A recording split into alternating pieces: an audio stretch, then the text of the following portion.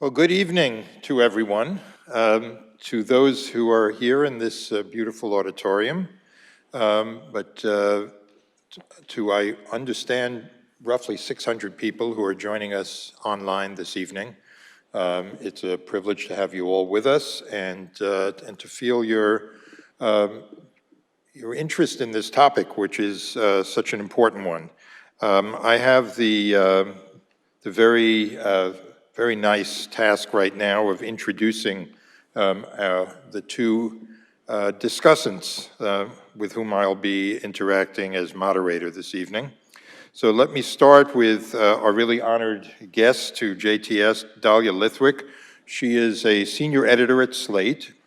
In that capacity, she has been writing their Supreme Court dispatches and jurisprudence columns since 1999. She is a host of Amicus, Slate's award-winning bi-weekly podcast about the law and the Supreme Court.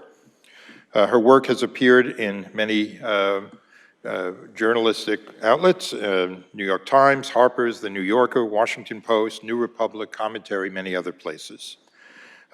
Twice she has been awarded an online journalism award for her legal commentary. She was also inducted into the American Academy of Arts and Sciences in 2018.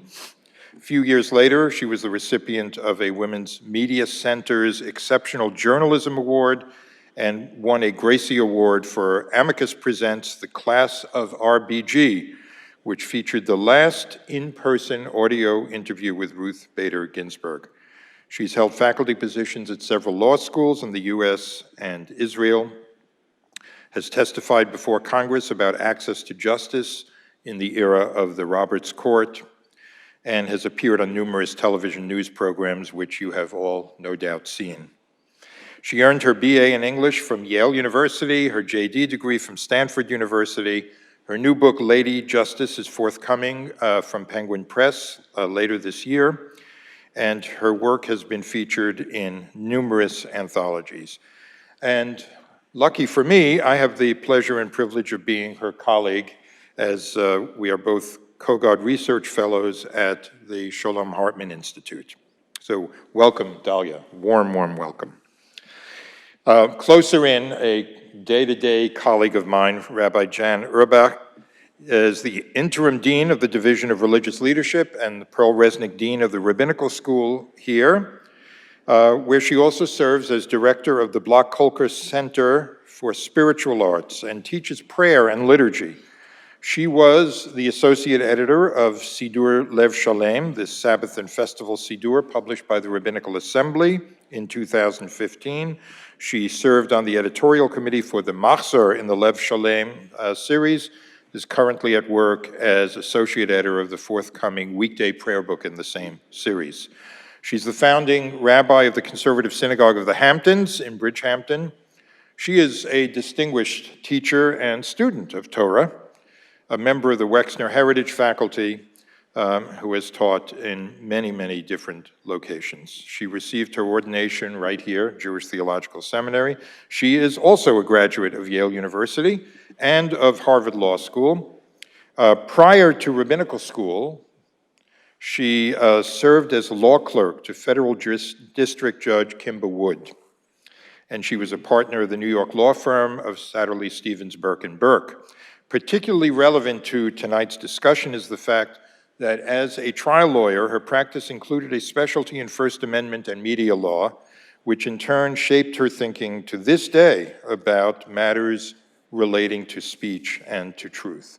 And it is likewise a pleasure and privilege to be working with her on a daily basis.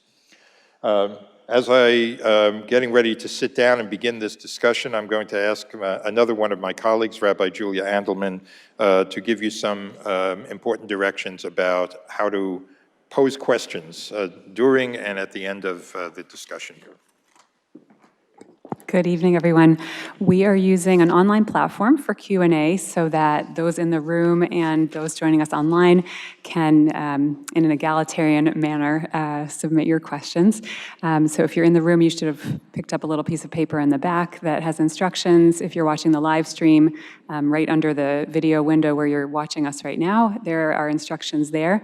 And the one slightly odd thing is when you do click through to ask a question, it will look like it's prompting you for an answer. That's because it's used for, it's like a polling program.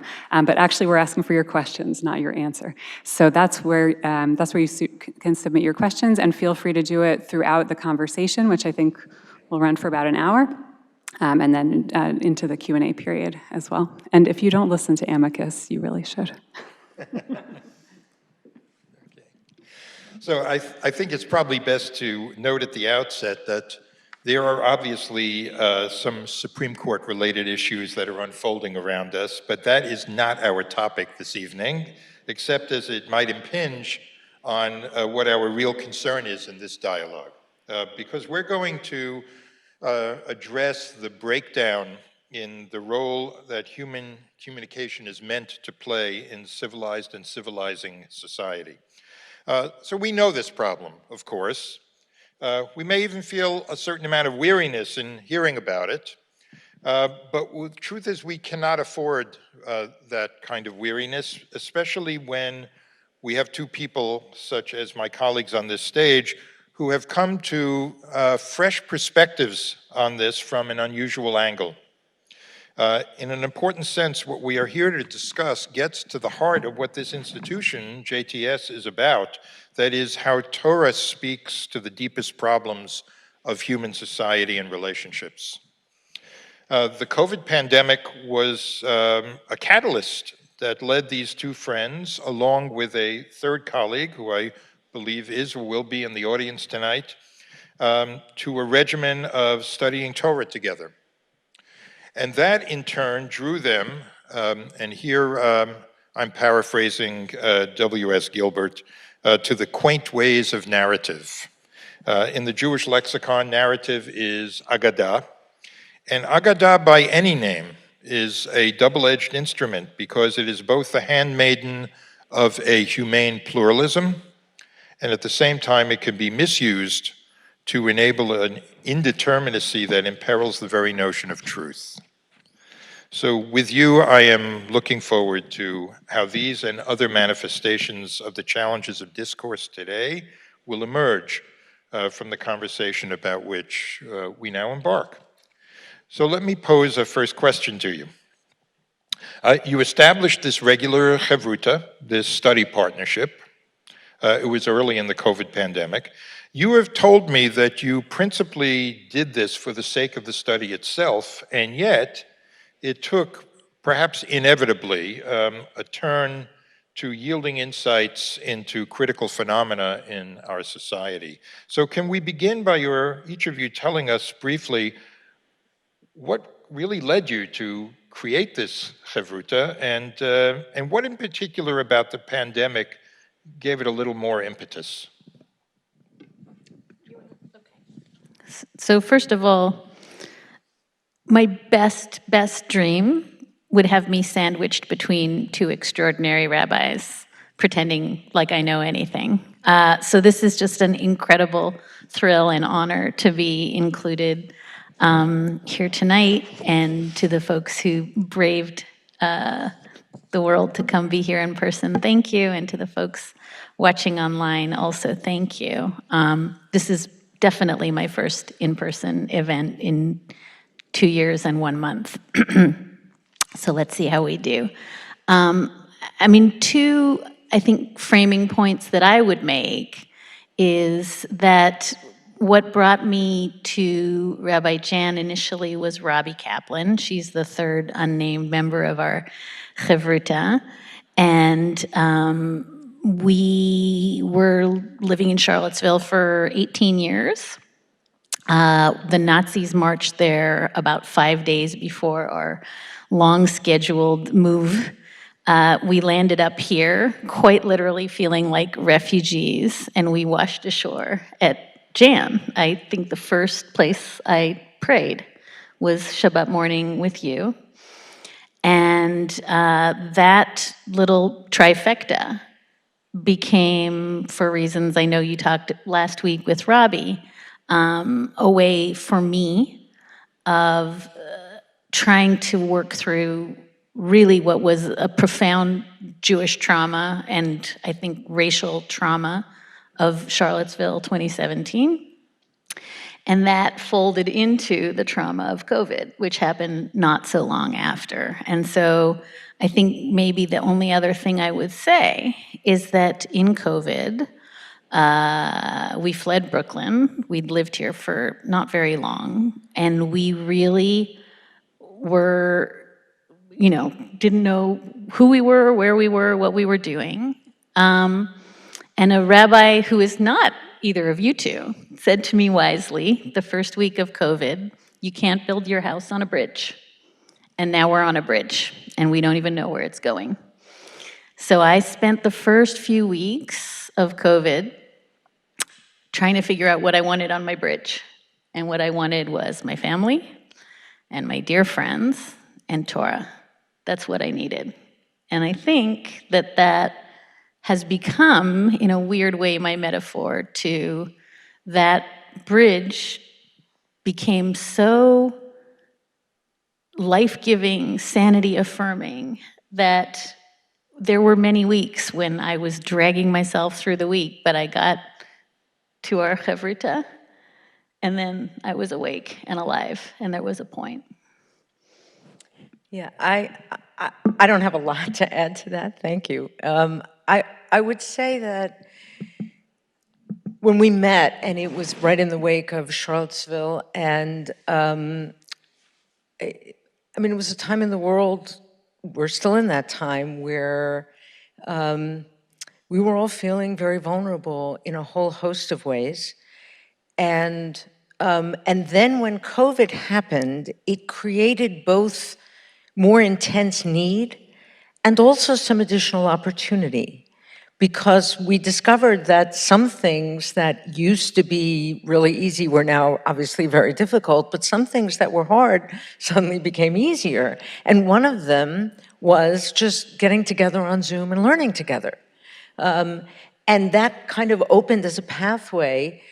And then, no surprise at all. I do a lot of small group Torah study. It's one of the things I most love is teaching small groups. And I don't think I've ever had one that didn't turn into everything that's going on in the world and everything that's going on in our lives. But in this particular one, it was really very unique because both you and Rabbi were and are really sitting on the front lines of so much of what we as a nation are struggling with. As you as a journalist with covering one of the most challenging periods on the Supreme Court and having to speak in such a difficult time to such a large audience, and Rabbi Kaplan suing Nazis, which she talked about here in that chair I think she was in last week. And so we were really very hungry and very open, and that openness, the Torah just sort of sank in. Yeah. So let's begin to kind of get into what emerged from this. So one of the interesting things is you deal with legal issues as a journalist. You're a Rabbi Jan, you deal with Jewish law, and yet you begin studying Torah, and what so many people think of Torah is sometimes not quite correctly translated as law with a capital L. People think of it that way, and yet you were drawn to the narratives, to the stories, what are called the Agadot, that helped you understand in various ways the problems of conversation that plague us today. So I'll ask you for some examples of that presently, but for now, just if you would reflect a bit on how studying Agadot, how studying narratives was helpful in attending to the stresses of our time. You both talked about the stresses that were the background for this. So what role do stories play in addressing that? Well, first of all, I think we live in stories. I grew up without real Jewish knowledge or learning or observance, but I grew up loving great literature. And I think stories shape and open our consciousness. And the more I got into Jewish learning, and truthfully, even as a lawyer, the more I realized that there is a certain kind of truth and depth that can only be accessed through narrative. Both in terms of the ability of the mind to understand and take it in, and also the openness that stories present. Because it's one thing to think about law in the abstract, to think about philosophical principles in the abstract, to think about values in the abstract. But of course, it always gets complicated when you try to live it. And you live it in stories. You live it in situations with people, with personalities and complex motives and needs and emotions that get in the way of the ideals. And stories always present the edges, the challenges that sharpen the issue. So for me, thinking about what three lawyers, now in three different professions, one still a lawyer and the two of us not, could learn together. Agadah rabbinic stories was the natural place to go. I mean, there's a lot more to say. Why don't you respond a little bit, and then maybe I'll add a little more.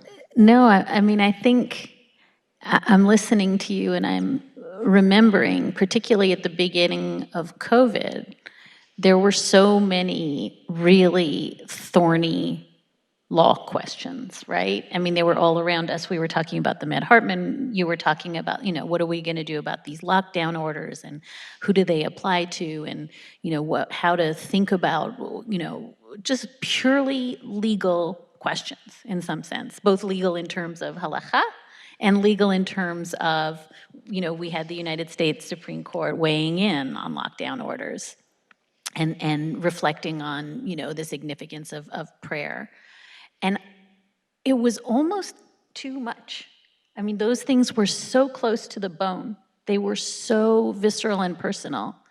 And so I think there was something, I like the notion of softening the edges, where you go to the stories because these are the stories, and what we started with were stories about, great rabbis who, by the way, had just come out of a catastrophic period after the destruction of the temple, were trying to figure out how they could have meaning and survive.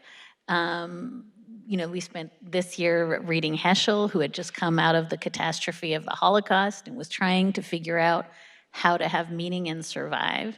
And it seemed as though the on-ramp for thinking about these very thorny, intractable legal questions was to think about it through the lens of these rabbis who had egos and a pecking order and would offend each other and would sometimes make the walls come down, in their fury, literally.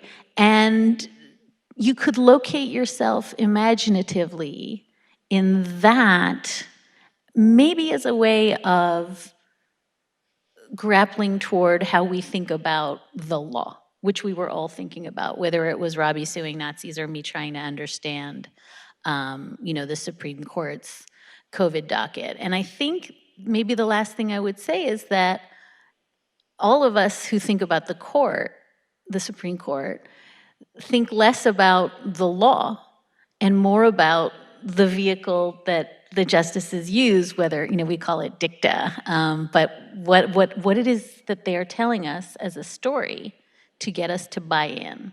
Right. And I think that, anybody who's read the famous Ruth Bader Ginsburg dissent in Shelby County, anybody who's read the famous, Stephen Breyer dissent in the Seattle busing case, knows the profound power of storytelling, imagination, heart, at the risk of trivializing that word, And I think that when you have no actual membrane around you, you're so broken and vulnerable, at least in the first months of COVID, it was too hard to think about the rigorous technical legal things, but we could think about all the stuff around it, the soft tissue.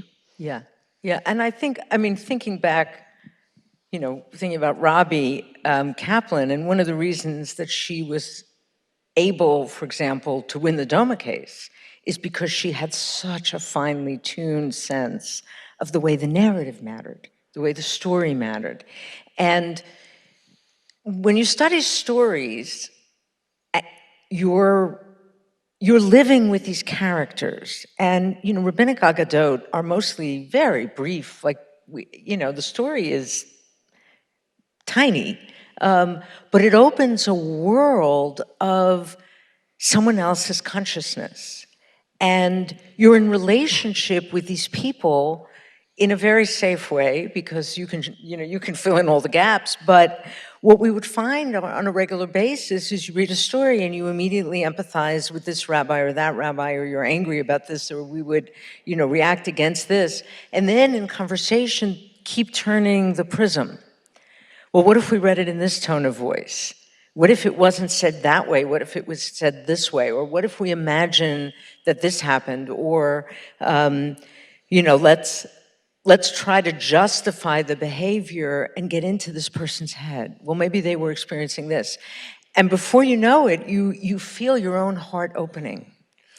And you feel a different kind of empathy, not just for the stories on the page, but for the person who made you crazy the day before, or that you're reading about in the news and going out of your mind. So one of the things that I'm hearing here is something about how the art of reading agadot, the art of reading narratives, because you can treat it like just another piece of canonical literature, but the truth is you're supposed to see it, to borrow another phrase, as a distant mirror, that you can see some of the things that we deal with today back then, and now you recognize that literature is about actually real people and their issues, and therefore you have to pay attention to the real people today and the stories of their lives. I think the struggle, and in many cases, the successful struggle for gender equality, for LGBT equality, came from paying attention to the life stories of the people who were in fact being affected by the law.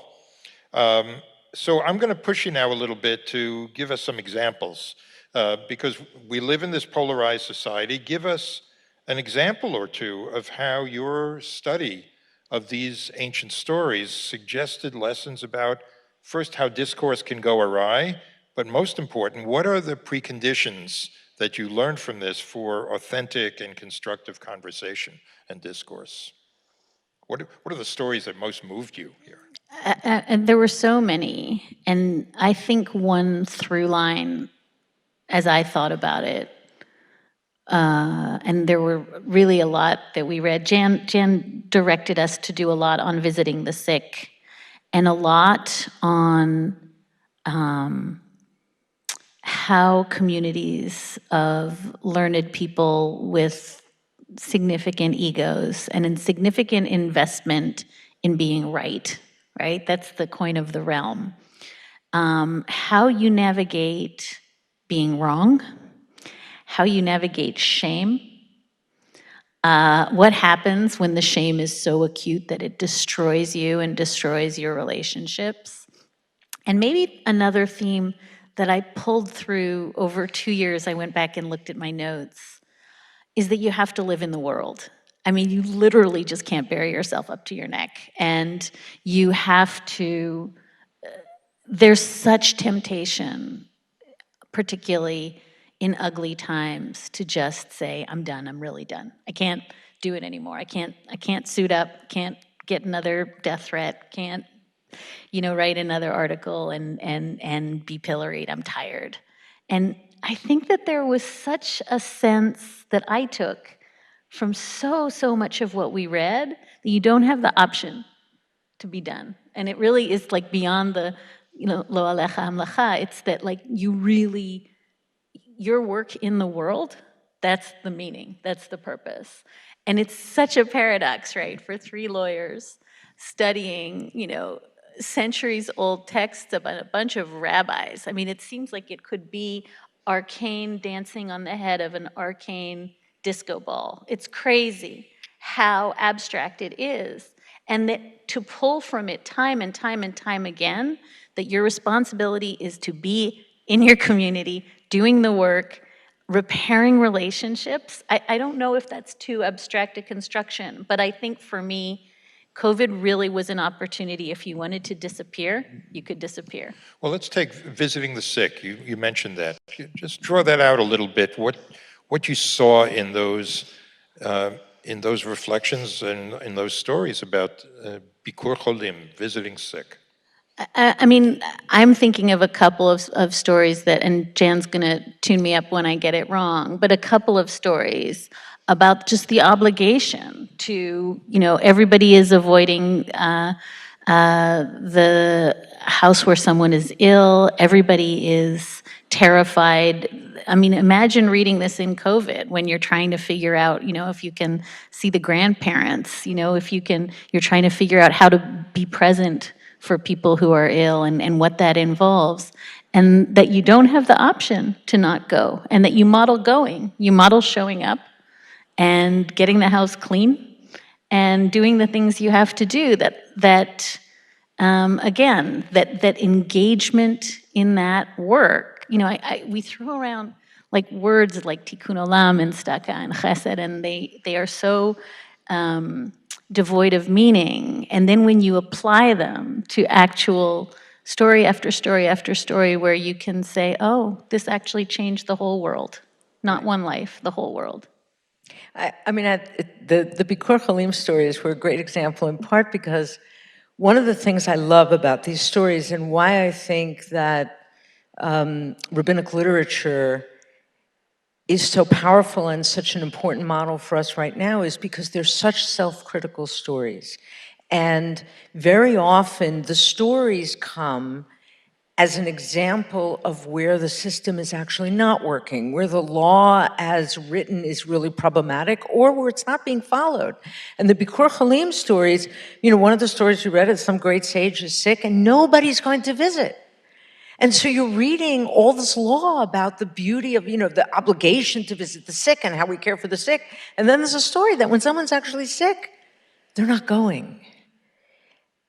And it's not, and how hard it is to actually build communities that embody our ideals. And then one of the great sages, that Rabbi Akiva, goes and he visits. And what does he do? He sweeps. Because actually just cleaning the house relieves the suffering. It's a concrete need. And so we would sit with those tensions of these values and realize that our society is not the only one that's having trouble embodying our highest ideals, and we are not the only ones feeling the ambivalence about what we know we're called to do and what we're maybe not doing. One other example that I wanted to raise was there's a famous story about Rabbi in the marketplace who happens to run into Elijah. That happens a lot, right? Elijah just happened to run into Elijah. And the question that he asks in the marketplace is, does anyone here merit a place in the world to come? So I read that question as a question expressing two things. One, it's a question of meaning. And we looked at a number of different kinds of stories that explore what makes a life meaningful. What earns you a place in the world to come, right? How do you live a life that's worth living? And in this instance also, it was a question that seemed to be asked with some measure of contempt, at least as we were reading it. I'm here in the marketplace, like, these people aren't studying Torah. This is that world out there that we, the sages of the Talmud, are contemptuous of, and that very often we, the three of us sitting, are so frustrated with. Is there anything redeemable here? And Elijah's answer at first is no. Which is very often our first answer. There's nothing here. There's nothing redeemable. And then, oh, wait, that guy over there, right? And that guy over there turns out to be, I'm really condensing the story, a Jew who doesn't look like a Jew isn't dressed as a Jew because he actually functions as a jailer. What could be worse than someone who's functioning as a jailer, for the authorities? But in his work as a jailer, he is sort of underground, right? Like he's not dressed as a Jew so that they won't suspect him of actually protecting the Jews who are in jail, and particularly vulnerable young women who might be victimized when they're in jail.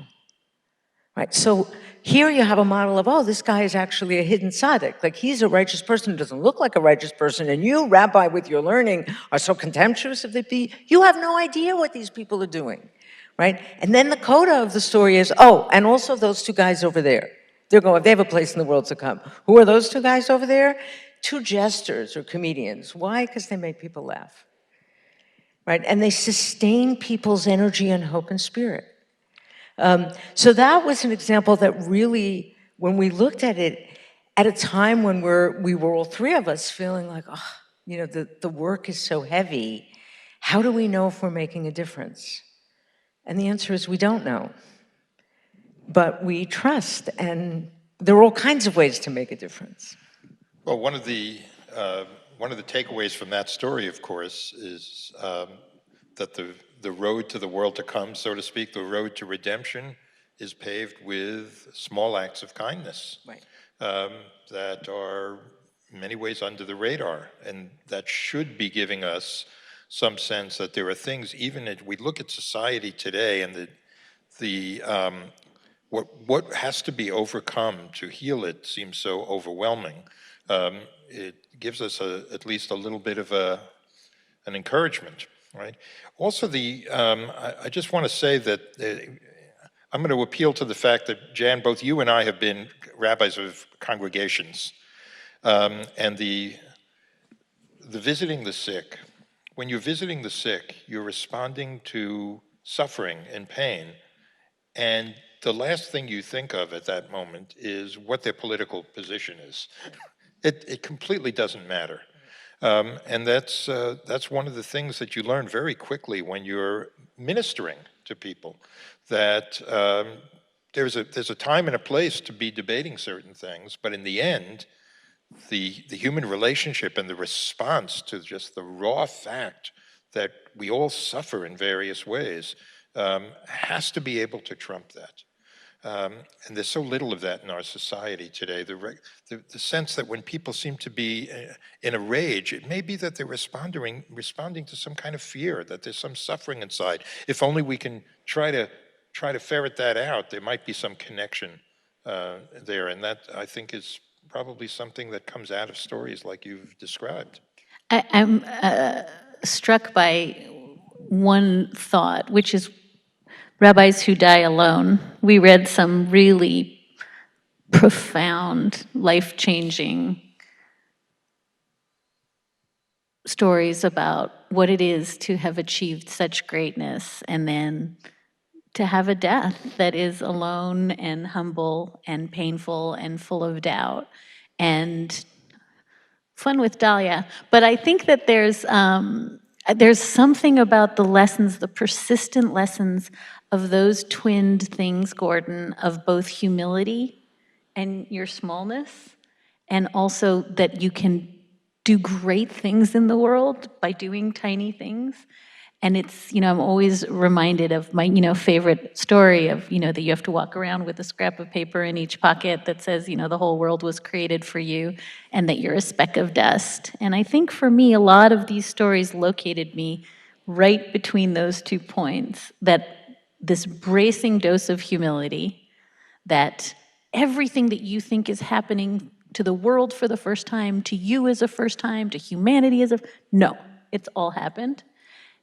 Good, it's good to be humble, but at the same time, to have such a roadmap to the things, the trivial things that you could do that could change someone's life, I can't imagine other than triangulating between those two. There's such a thing as false humility, or a humility that is not constructive, right? If it stops you from doing those small things, and that, I think, is something we have to recapture. So, there was, I was just reading a review of a book this past Sunday by Monica Guzman. She has the interesting title of Director of Digital and Storytelling for the relatively recent organization Braver Angels, which is dealing with all of these matters. So she talks there about replacing certainty with curiosity. And that struck me as something that is really so much about study in a Beit Midrash, study in a place where you are exchanging views, where you're reading stories. You come in thinking that you are looking for a certain kind of truth that you are already committed to, and somehow curiosity about the alternatives is not there, and it's so important to come in with that curiosity. So I'd like you to talk a little bit about that in your own work, what you've seen in the legal world and the judicial world. I know that you mentioned something to me privately before that you may want to talk about a particular justice who is very good at imagining what another person is experiencing. Yeah, there's a couple that it's taken me 22 years of Supreme Court coverage to realize that the quality I most prize, not just in a justice, but in judicial writing, is the ability to imagine yourself into someone else's shoes. And I have been so shaped in my own thinking by Justice Elena Kagan, who's got just a tick that I think is magnificent of writing opinions in the second person. She starts, imagine if you were. It's so small and subtle, and it's so transcendent at the same time, because she's not talking about her, and she's not talking about the plaintiff. She's talking about some other person. And then she paints that picture. One of my favorite opinions by Justice Sonia Sotomayor, who was never a 16-year-old boy, is what it would be like in her imagination to be held and questioned by police and not have your parents and guardians called. And she so deftly imagines herself into his shoes in a schoolroom where he's being questioned without counsel. And I think this is at one level just, the obviousness of moral imagination, the requirement of, again, it's that soft tissue, right? It's not the law. There's no rule there. But I think that for me, what feels like it's lacking, I just filed a piece about an hour ago about why the judicial ethics rules require justices to hew to the appearance of impropriety. It's not a subjective standard. It's what someone out there thinks looks like you're in the tank for one of the parties. And it's, again, an exercise in imagining yourself out of your experience, and not into an experience but when you can't quite reckon with yet. That's really hard ethical work. And I think, again, one of the things that COVID, you made this point when we were preparing, COVID let us only see half of our faces. It put us on screens. It really flattened the ability to look at someone and say, I see you, I'm imagining your world. It became almost impossible for 1,000 reasons. And then I think try to do what felt like ethical, imaginative cruises across the ocean in time to get into the head of people who we couldn't, who are these people? They have no connection to me. And so I think it's exactly where Jan started with reading, which is that if we're doing it right, when we read, that's the exact journey we go on. That's what good fiction is. And I think that quality of trying to paint a world that neither the subject or the described necessarily understands is that space, that imaginative space between a very polarized world. Your question puts me in mind of two of my favorite quotes. So one is, and any of my students here at JTS and any of my congregants know I quote this all the time, what John Keats famously called negative capability, right? The ability to hold competing tensions and truths without, as he says, irritably reaching after fact and reason. Just the ability to hold dialectic. And the second quote, which sits with that quote, is from George Bernard Shaw's Major Barbara, where her father says to her, "You have learned something that always feels at first as if you had lost something." And both of those quotes sort of ruminate, roll around in my head all the time, because I think it's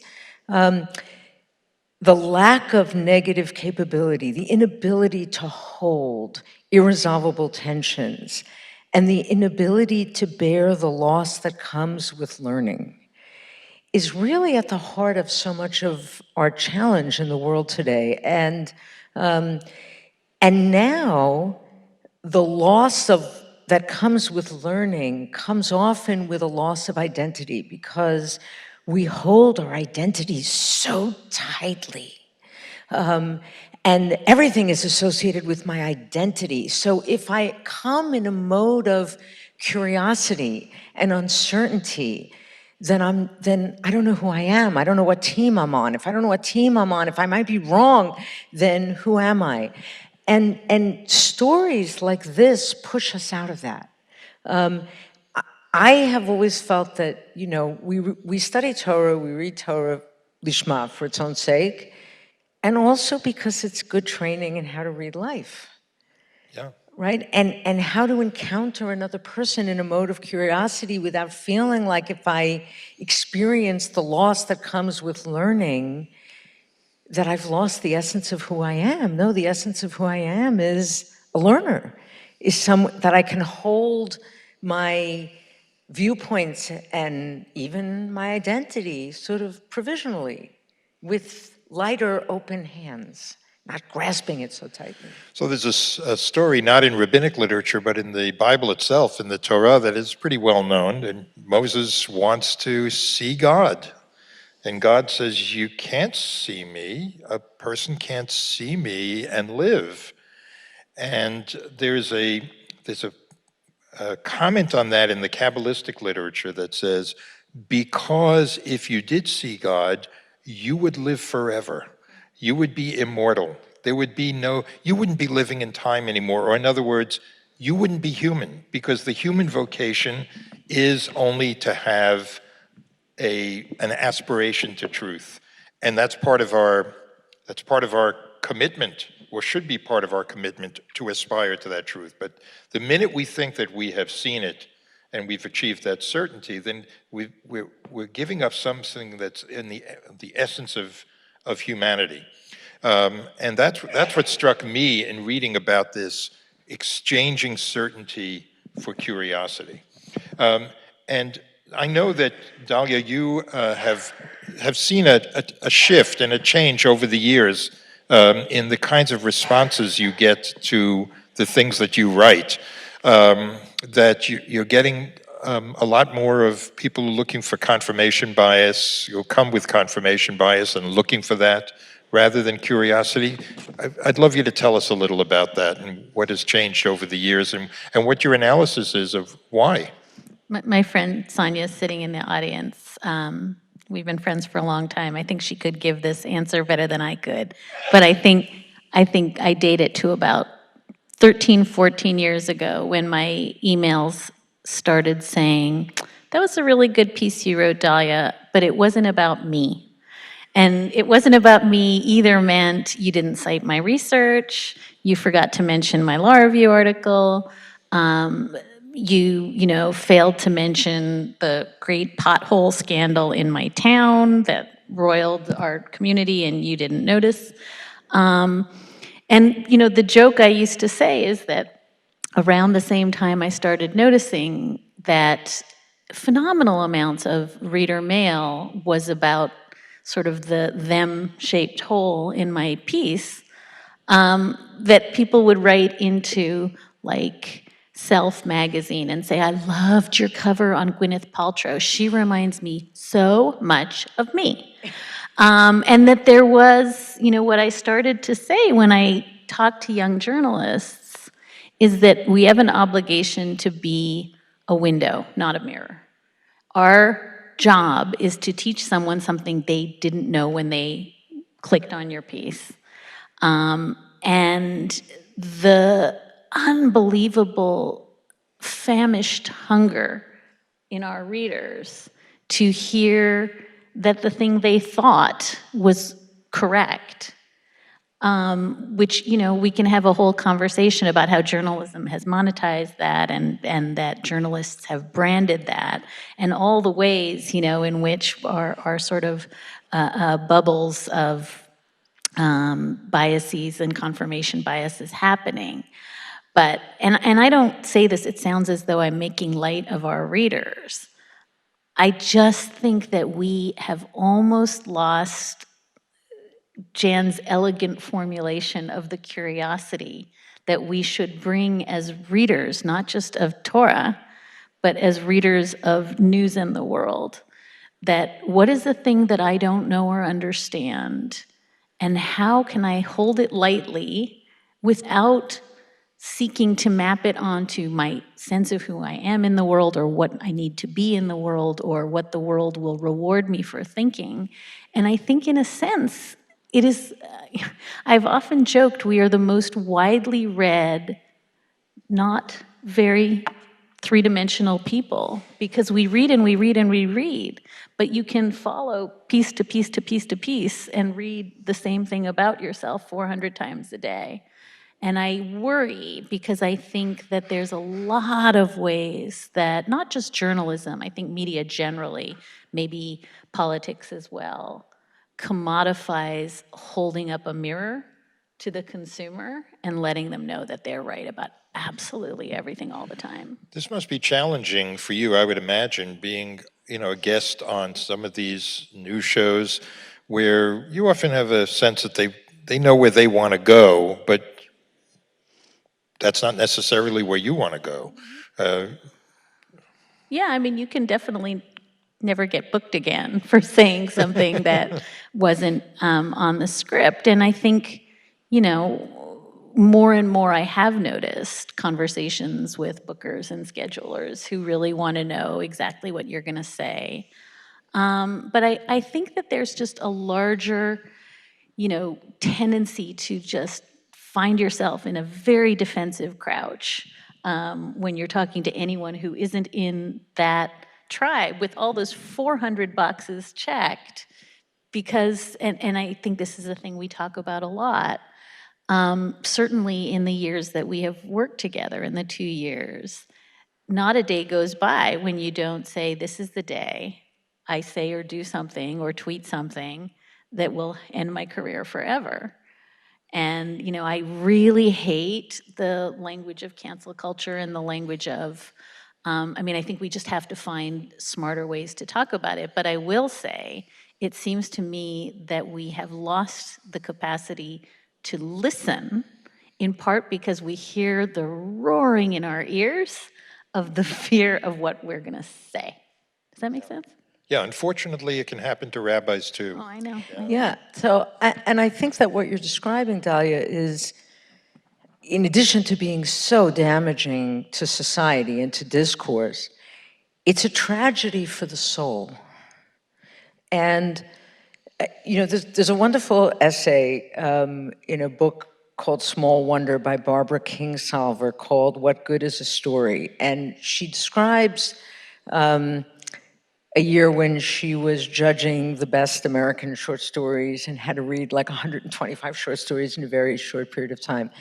And I used to assign this essay to rabbinical students because in the course of writing about this experience, she talked about the hunger for deep truth. And she wrote in this essay, please tell me something I don't already know. Or tell me something that I sense but in a new way that helps me understand it or hear it differently. And I would assign this and encourage rabbinical students to push beyond the obvious, that don't just get up there and talk, but there's this deep hunger to hear and learn something that we don't already know. And I believe that's a fundamental human need. And I think that it's like as a nation, we have kind of a sugar addiction in which our bodies keep telling us, give me more and more sugar. Keep holding up that mirror to me because it makes me feel good. And by the way, it's a funhouse mirror, right? Like, don't hold up an actual mirror and show me as I really am, but, the funhouse mirror that makes me look prettier and slimmer and doesn't show the things I don't want to see about myself. It's like a sugar addiction in the sense that it's not at all nourishing. It doesn't meet the actual needs that we have.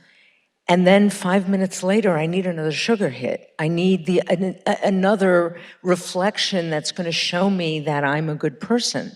And in the synagogue, I feel very blessed that I'm a rabbi of a very small, very intimate congregation. And so it allows us to go to deep places with each other. And I can teach in a way that I think, and say things that I think a lot of my colleagues don't feel free to say. Partly for the reason that you're describing. Now I was just reading an article about virtual synagogues in today's tablet, right? About the future of virtual synagogues, and hearing that there are congregations that have 600,000 people watching on Yom Kippur. Well, you can't speak to 600,000 people with the same level of challenge and intimacy that you can speak to 50 people that you know. In part because who knows what's going to be pulled out of context and quoted in that, but also because saying hard things and holding up a real mirror or a window is partly built on relationships. So I have the blessing of doing that. But I know that in many congregations in the Jewish world and beyond the Jewish world, we are now going to synagogues and churches, maybe mosques too, looking for that same mirror. I don't want to go to synagogue and be told that my views might be distorted or that I might be behaving in ways that aren't great. I want to go and be told that I'm a good person. I think it manifests most obviously in the discourse around Israel, right? Whatever our views of Israel, we want to go to a synagogue that's going to affirm that we are right and not challenge us to really think differently. And that's both devastating to the society, but also then we walk out, I think, feeling a little emptier and not feeling the deep nourishment that comes with growing and learning. And it's the flip side of the loss of learning something. That loss yields to a sense of resilience and hope that if we're not willing to bear the loss, we're going to miss. One of the things I noticed myself at the beginning of one of the fundamental works of the rabbinic literature known as Pirkei Avot, it's one of the tractates of the Mishnah, is that there has been like a 90-degree rotation at the beginning of the rabbinic enterprise, because in the Bible there was the prophet or the priest communed with God, and it was in a place called Ohel Moed, the tent of meeting, and that was, a kind of a vertical metaphor. And the prophet got the word of God, and there was only one word of God because there's only one God. And then in the rabbinic mind, they say that your house should be a Beit Vad for the sages. And Vad comes from the same root as Moed. Beit Vad, the tent of meeting, which was where the prophet meets God, now has become the house of meeting where sages are getting together with this plurality of views. And that's something bigger is going to emerge from it. But if you come in with the singularity of a view, it's going to be sterile. Something important about the search for truth is going to be lost. I always remind people that the US Supreme Court didn't used to publish dissents, and that Justice John Marshall, the great justice, was really afraid of diluting the law with dissents. And really, I think Justice Scalia was one of the people who so eloquently said it was such a Jewish construction. I'm not writing for these clowns. I'm writing for the future. I'm writing into history. When I write a dissent, I'm writing for the law students. I'm writing for the rabbinical students, because there is not just a value to the dialectic. I mean, a long-standing, you know better than anyone, you know that you have to be able to recite chapter and verse, every side of. He was actually virtually quoting a Mishnah in Horayot, so which talks about why dissenting views are recorded in the Mishnah. And I think that it's, I think at our peril, we decline to hear dissent. And I think, one of the things that Rabbi Jan really taught me about Moses is that he was from nowhere, that he was a lifelong code switcher, that he was somebody who moved comfortably between, Egyptian royalty and, his father-in-law's home. And that I think there is, maybe this goes to Jan's funhouse mirror point, but I think the harder we try to distill ourselves into this tiny, knowable brand, a point that everybody can read and understand, the more all of those fundamental skills of code switching, moving through different worlds, being open, being curious, go away. And I think that, again, mea culpa, journalism is a part of that, but I think that the larger culture is also making it ever harder to be, I don't even want to say nuanced, I want to say something more than a tiny point. So when there are readers or congregants or students or whoever your constituency is out there want you to be selling them something, how do you get beyond that? How do you get beyond being the salesperson to being the mind opener and the generator of empathy and compassion? Some of it, I think, has to do, at least for me, I can only speak for me, some of it is really inner character work and disciplining myself to step out of the surrounding culture that is going to measure my worth only numerically. Because I think this kind of work isn't the 600,000 follower work. It's smaller. And it's really hard because I think, we are commodified in terms of, am I a good enough rabbi if my congregation has 50 people, or am I a better rabbi if my congregation has 50,000 viewers online? Or, how do we measure what we do? And that comes back to the story about, who gets a place in the world to come? Do we have to operate on the grand scale in order to have meaning? And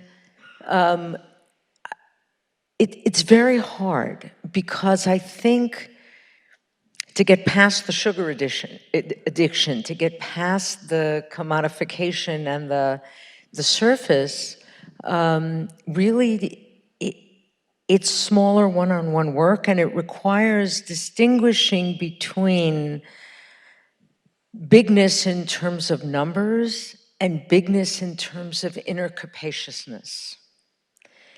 And the capaciousness actually, there's a realm in which numbers really matter, right? I'm not saying that it doesn't matter that we have a big reach. Certainly when it comes to voting, numbers matter. There are a lot of ways in which it matters. But the sole emphasis on numbers, which is how sales are measured, can cause us to miss the value of building capaciousness. And capaciousness is really at the core of so much of what we need to move forward in this world, both societally and as individuals. We need to become bigger people. We need to be able to bear more, to feel more, and to hold more, and to understand more, and to be deeper, and to be wider. And so I just lean into that a lot, and it requires me to bracket my ego, and also to see myself in some of these stories. I mean, I always loved that story about who's, is anyone in this marketplace and a place in the world to come? I always loved the end about the jesters, because they're not themselves doing the big work in the world. What they're doing is sustaining other people who do it. And so we would get on Zoom, and I would be looking at two of my great heroes in the world doing really big work in the world, Dahlia Lithwick and Rabbi Kaplan. And here am I, little rabbi, I don't have a big audience of that many people. But I can be like Aaron and Hur holding up Moses' arms in the battle against the Amalek. So if I can support you in getting out there one more day to do the important work that you do in making known to the public what's really going on, then that gives me a lot of meaning. Yeah, well, first of all, I was just going to say, and that's why Jan's my rabbi. I think two things. I want to associate myself with all your remarks, and then I think I want to add two other things. One is, I think we need leaders in the world, and we're famished for them, and we don't know where to find them. And I think we hoped, the harrowing time of COVID was going to surface real leaders. It surfaced a lot of people who wanted to do a lot of poll testing about what makes a good leader. And I don't mean to disparage all leaders, but I think we're hungry and we want to be told what to do, what we can do right now. This is why Stacey Abrams is a genius. This is why Reverend Dr. Barber is a genius, because I think telling people, don't sit there and be miserable, do a thing, is actually essential leadership right now. And I think that one of the things, and this goes to Jan's capaciousness, is also to just be publicly vulnerable. And it is the hardest thing in the world to say, I was wrong. It is the hardest thing in the world to say, I've changed my opinion. It is one of the things I've noticed in my own work over the past, I would say 6 or 7 years, is people often say to me, I liked you better when you were funny. You used to smile more when you were on Rachel Maddow. You're not nearly as smiley. I liked it when you were happy. And I think one of the things I've really tried to lean into is saying what I don't know publicly when I don't know it, finding people who are really good at explaining things so that I can be the person in the conversation that says, I actually don't know anything at all about how the EPA works, so explain this to me. And to be the face of that in a time is its own form of leadership. And I think also just being okay sometimes, being on television, looking exhausted, saying I don't know what's going on. I think that working against all of those kind of performances of authority and perfection in its own tiny way, for me at least, even if it means tearing up on television, which I've done in the last couple of years, is to just say, like, sometimes it's okay to not be okay. So we do want to save some time for questions here.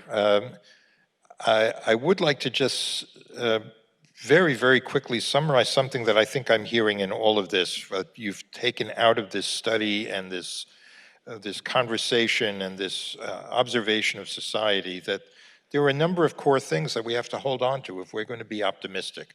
There has to be a belief that there's a truth worth seeking. Because without that, we're in nihilism, that there is a belief worth seeking. We have to have the humility to understand that we are not meant to get there entirely, it's certainly not by ourselves. We have to have the courage to do the little things that humble people can do, people who understand the importance of humility. And, to borrow another famous quote, to be kind, because everyone you meet is fighting a great battle. Is that I think speaks somewhat optimistically to me, if we understand we have it within us. I would like to end, before we take questions, with just what makes you optimistic from everything that you've seen and the things that you've studied together, that you can give to our listeners to share some of that optimism. I mean, there's one thing I would want to add to that list, and this is also an area where I think we need real leadership, and that is that in a world where things are so hard, and this is a hard world that we're living in, I'm certainly there with the best of them, of, sitting in front of the television watching something mindless and stupid and escapist with a bowl of ice cream, and there's a place for that. But I think there is also a need to remind people that sometimes leaning into things that are hard is more comforting and hopeful than just avoiding them. And, you joke, fun with Dahlia, but the truth is, in our study, we went to really hard places. We sat with really hard fears and anger and limits within ourselves and areas where we felt inadequate and areas where we just sometimes felt hopeless. And the only way that we got to hope was by allowing ourselves to be in those places with other people who have the courage to go there. And I think that we need leadership who will teach us that, no, there aren't silver bullet, easy answers to really deep problems. But that's okay, because we actually are able to deal with long-term hard answers to hard problems and be successful.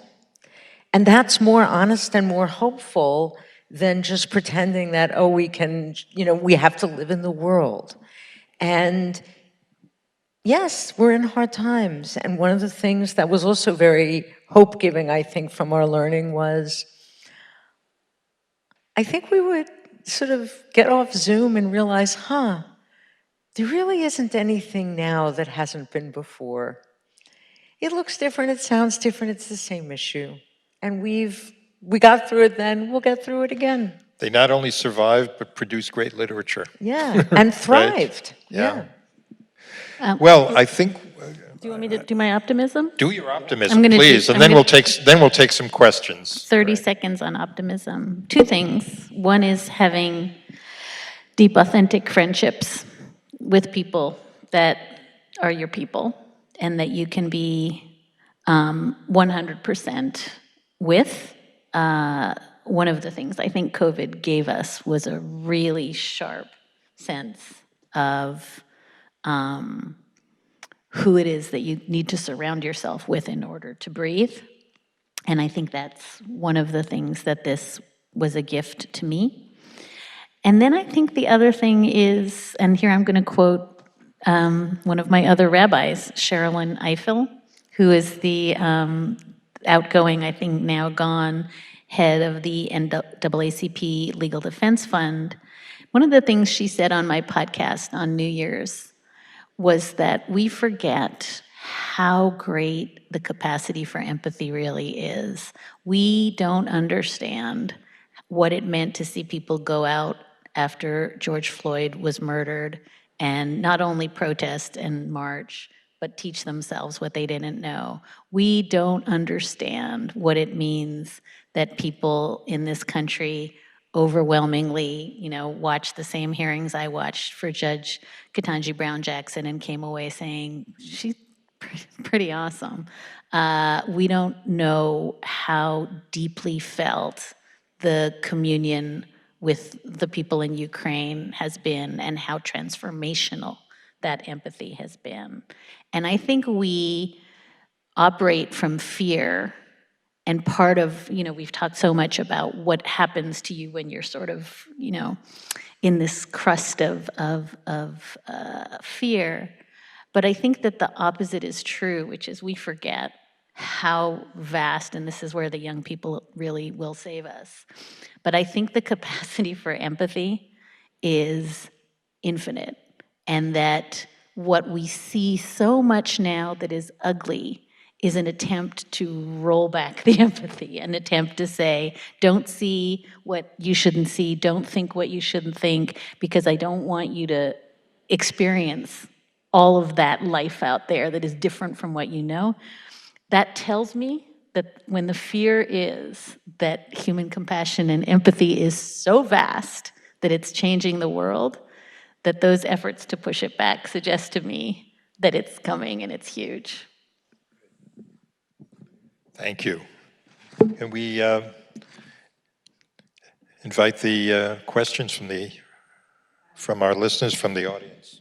We already have so many great questions from the philosophical to the personal to the intellectual, so I wish that I could ask them all. I'm just going to have to choose. So I'm going to start with a question or a group of questions for you, Jan, and then after that one for you, Dahlia. All right, I'm going to group a few questions. So the first question that came in was, how do we get these great sources that they studied? Where's the packet? And then a couple of associated questions, if you could reflect on these together, Jan. So someone wrote, if you want to learn Torah for wisdom and comfort in turbulent times, as you were talking about doing, and you don't have Rabbi Uhrbach there to curate for you, how do you figure out what to learn? And the third question I wanted to throw in here, if that's okay, is someone asked, is there something important about studying really old texts? Should we be reading writings by rabbis, authors, diarists of the 20th century in Chavruta because our challenges are closer to theirs? Wow, okay. What I want to say is just make a plug for JTS, right? Where do you find those texts? You find them here, actually. This is what we do. And this is what our colleague, Rabbi Julia Andelman, does, is this kind of learning for the general public. One of the benefits of COVID is that we now have all this incredible learning online, that we can find rabbis and teachers anywhere in the country, anywhere in the world. And where we started, everything is a double-edged sword, right? Like the fact that we're studying Torah is no guarantee that it's going to be the kind of nourishing, life-giving, heart-opening, expansive Torah that we want. And I really do think, actually, if you were to ask me at its core why I am a conservative Jew, it's for that reason. It's because I think that I want to be in an environment where we are pushed to hold all of these tensions and build that capaciousness, because I think out of that comes the kind of Torah that we're talking about. So I would look for it in places and people who hold the center. I would look for teachers who are able to hold the center and who are courageous. I think that's part of what we're talking about here. I think hope and resilience takes courage, because hope also is an act of faith that we might be wrong about.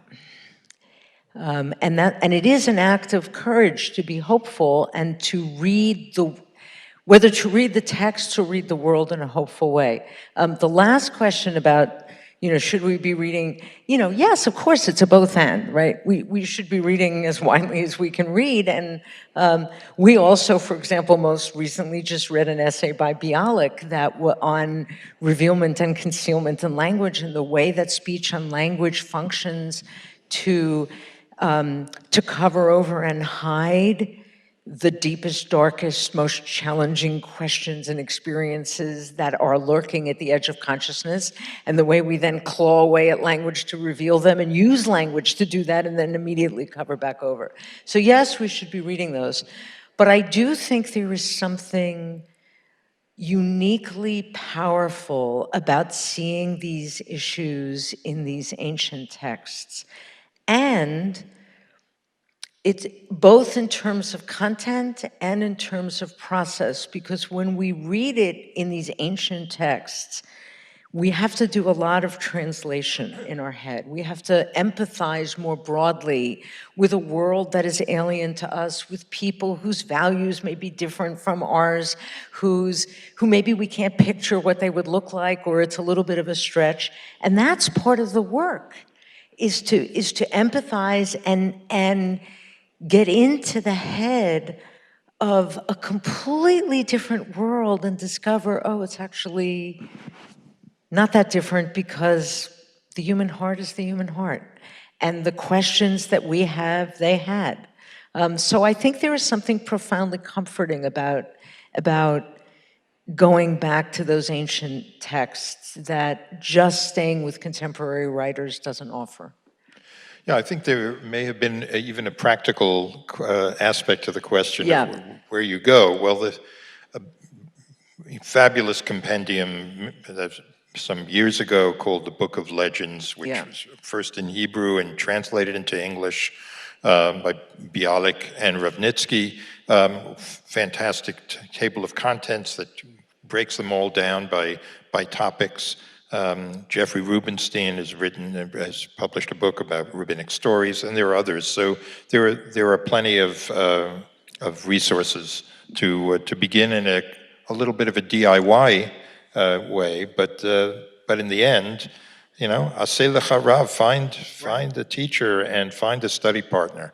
And I'll just confess that a few months in, Rabbi and I came to Jan and said, "Where are the women? Why are there no women?"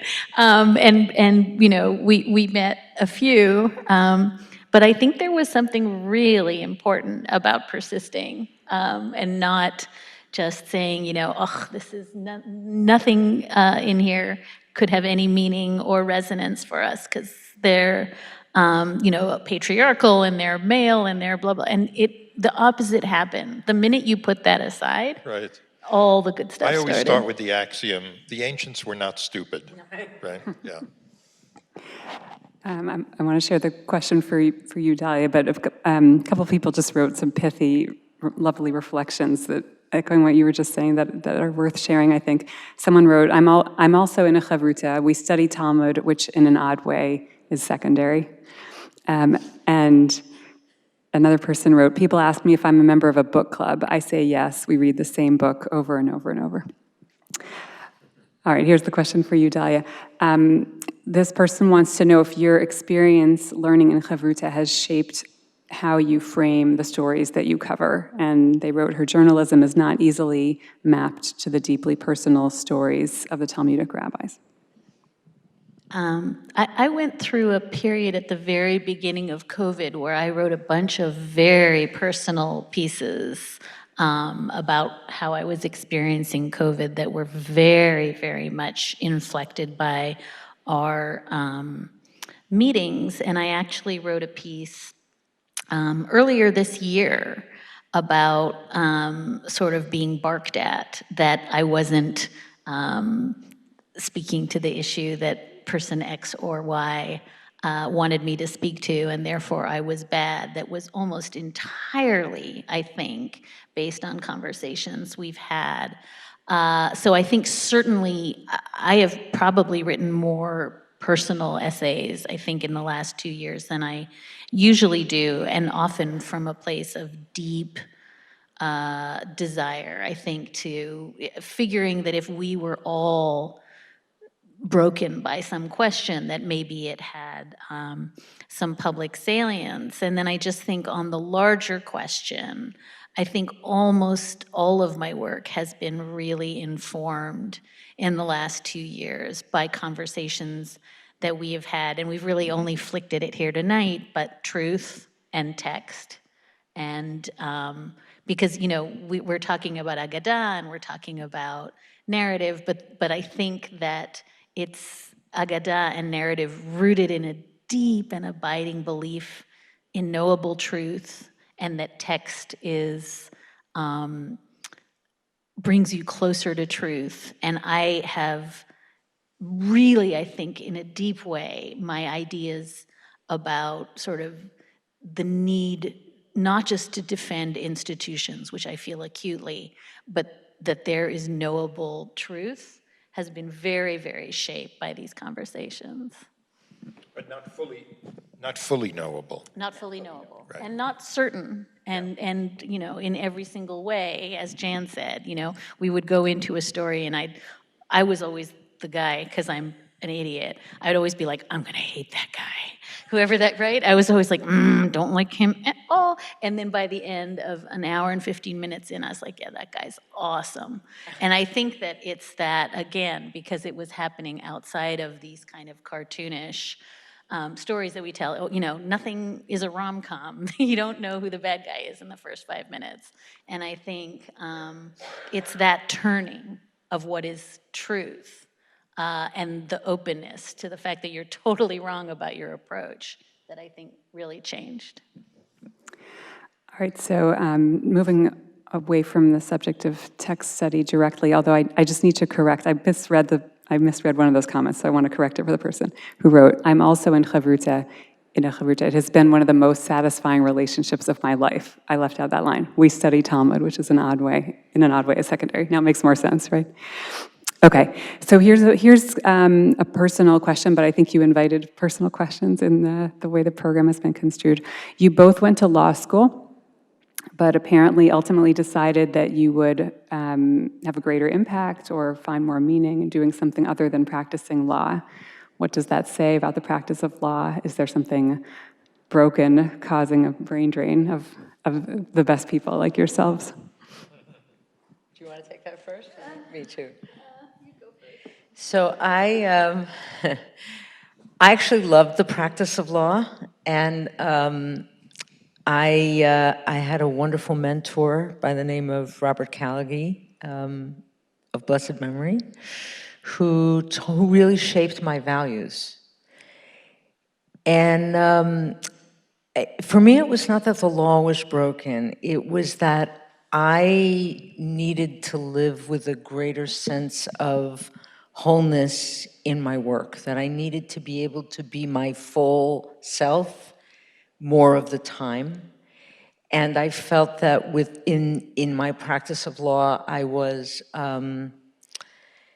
a great outlet for my intellect, but in terms of my emotional and spiritual life, check it at the door. And that stopped being okay with me.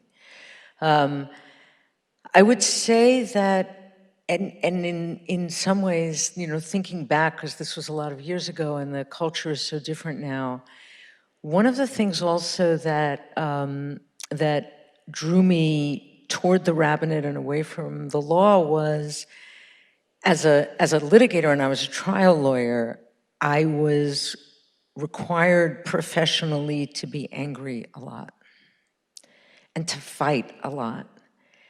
And at some point in my early 30s, I had this realization that, you become what you do, and you become the choices you make.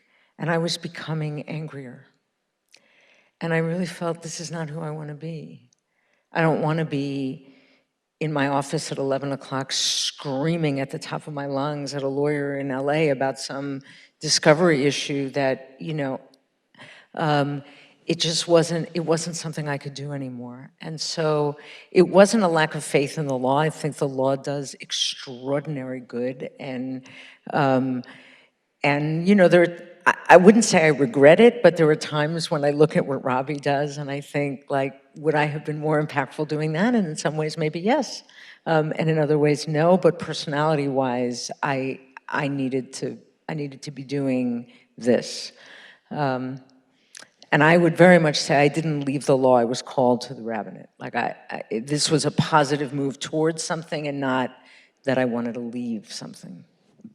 I left the law. I ran, but it's not because, like Jan, I had a lofty career. I was doing divorce litigation in Reno, Nevada. That's another novel, but it was crazy. And there's a cliche that criminal lawyers see very bad people behaving their very worst. Divorce lawyers see very good people.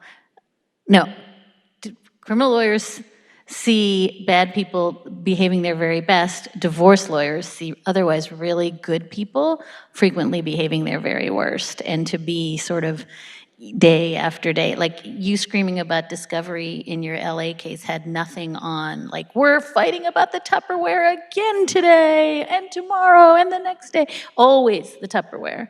And there was nothing lofty about it. But I think I would just say, like Jan, I'm so mindful that the law is the basis of great galactic epic change. And about that, I have no doubt. But I do think, and it's not that the law as a profession is broken, but I do think that the law rewards a lot of the shiny object, do the next thing, risk aversion. You know, if everybody's doing X, you do X.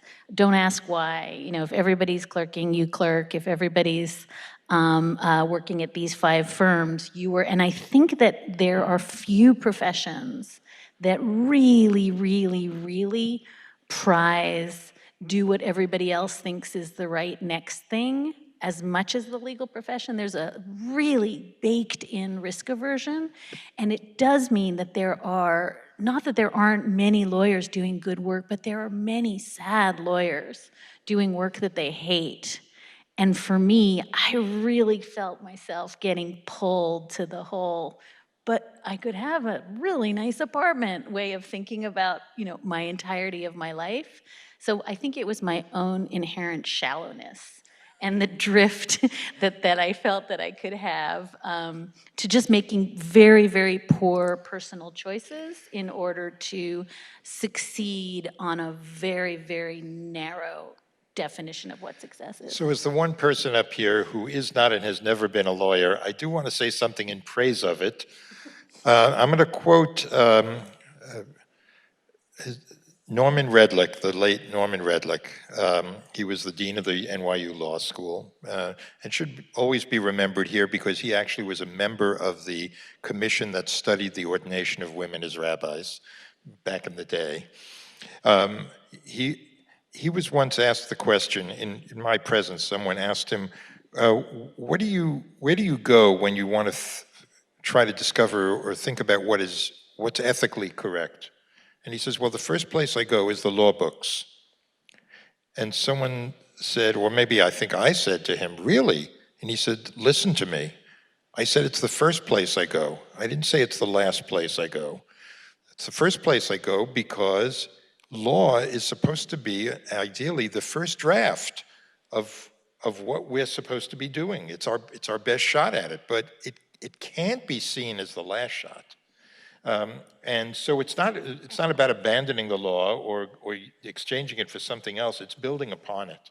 Mm-hmm. And I think that's something really important for us to remember. I want to just add one other thing in praise of the law, because I know for me personally that my character was shaped by some very powerful moments of holiness and dignity in my legal practice that I witnessed. Just a couple, very briefly, I remember one very powerful moment when I was clerking for Judge Kimball Wood, and the way that she used the power of the bench and the dignity of a federal judge to dignify and empower a pro se plaintiff who was a veteran suing the government. And it happened to be a moment when the courtroom was filled with immigrants about to be sworn in as new citizens. And watching the law dignify the claim of someone so vulnerable against the federal government. And I watched these people about to become citizens cry in the courtroom.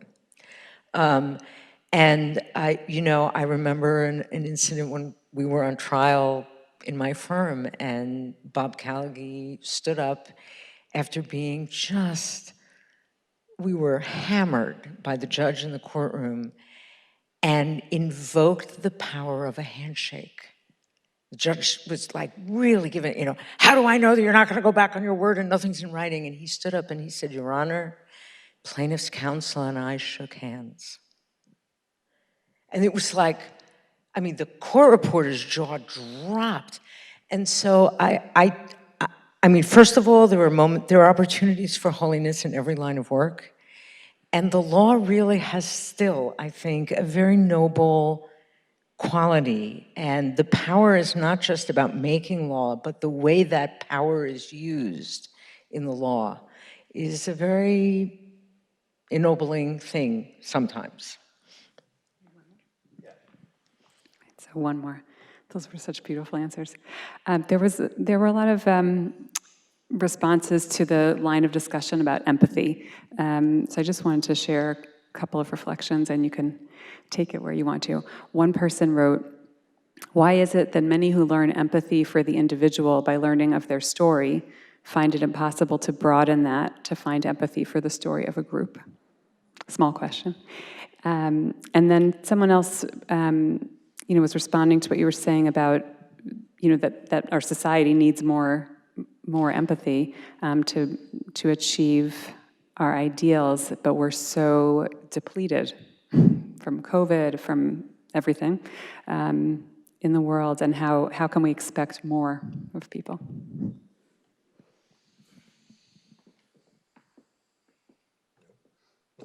I'll take the last one first, because I think empathy fatigue is real and needs to be taken seriously, and we need to nourish ourselves when we are that depleted and our reserves have been called upon again and again and again.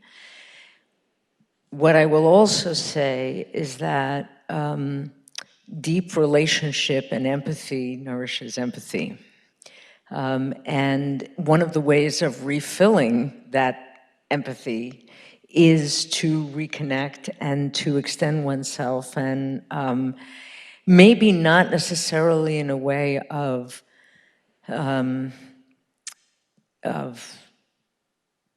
caring for the most needy and vulnerable, right? Because it is depleting sometimes to do that, and we do need to replenish.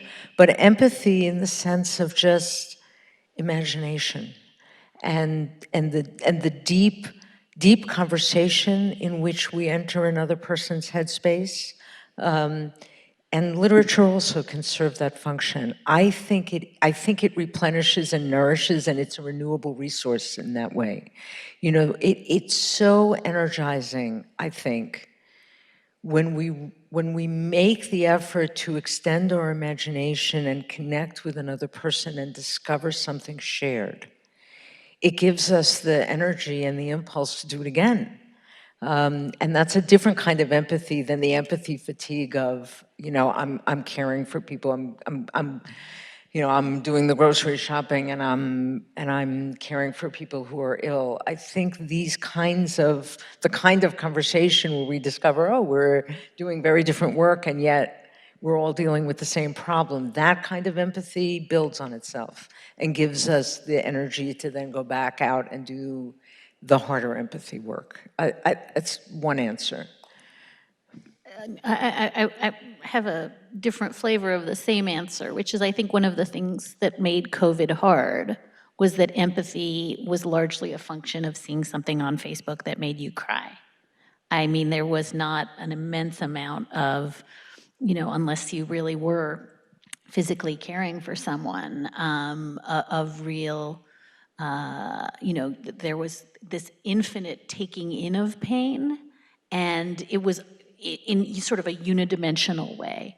And I always tell people, and this is a shout out to my friend Michelle in Charlottesville, who taught me when Charlottesville took in a whole bunch of refugees, and people were kind of just raising money, and she turned it into this phenomenal soup thing where 50 people brought soups from their native land, and all these refugees came and we sat and we ate and we shared and it was this transcendent moment that was so beyond empathy and compassion. It was about, relationships that last forever, and it was fun and quite literally nourishing. And for me, that became the model of you can always, always, always, preferably when COVID is over, find ways to do this that are 3, 4, 5 dimensional, that are not, I'm hitting, donate. And I think that one of really our tasks going into this new opening is going to be finding joy and power and love, and not just, I'm sad, hit donate. That's not enough. Okay. So it occurs to me that I was so excited about introducing our two discussants here that I forgot to introduce myself, and it's a little late to do that, but just for the record, I'm Gordon Tucker, and it's been a privilege to be here. But now I'm going to say something by way of deep thanks to both Dahlia and Jan.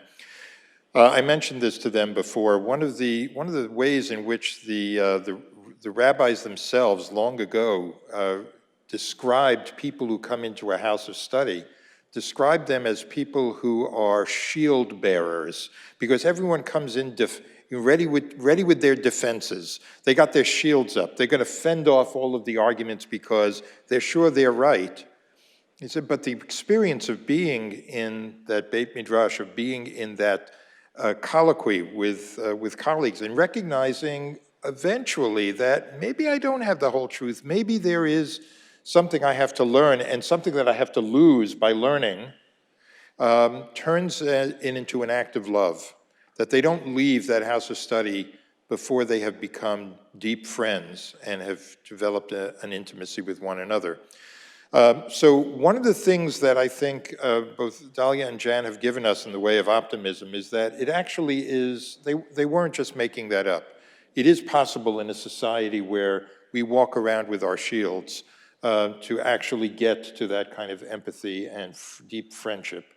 And they are the model for it, because they didn't really enter into this chevruta with their shields up. They entered it with all the right intentions and have produced wonderful things for themselves, and have had an opportunity to share them with hundreds of you tonight, for which we are deeply grateful.